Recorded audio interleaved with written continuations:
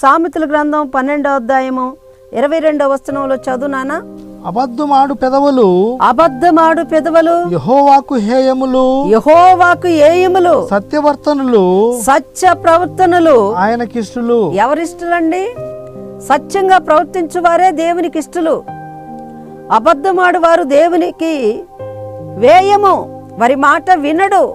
ప్రతి ఒక్కరు కూడా ముందుగాల యథార్థత ఎవరు చెప్పరండి. ఏదో ఒకటి అబద్ధం తీసుకొని వచ్చి వెనక దాచిపెట్టుకొని నిజాన్ని పలకటానికి ప్రయత్నిస్తారు. కానీ వాళ్ళు పుట్టిన తోడనే వచ్చిన అబద్ధము దాన్నే అంగీకరిస్తున్నారు. కాబట్టి అది దేవునికి వేయము అంటున్నాడు, దేవునికి వ్యతిరేకము అంటున్నాడు. అబద్ధీకులు వాత వేయబడిన మనసు కలిగిన వారు. ఈ అబద్ధాన్ని దూరం పెట్టడం వల్లనే నీకు లాభం కలుగుతూ ఉంది. యథార్థత ప్రవర్తన కలిగిన వారు దేవునికి ఇష్టమై ఉన్నారని దేవుని వాక్యములో నుండి మనకు రూఢిగా బయలుపరుస్తారు.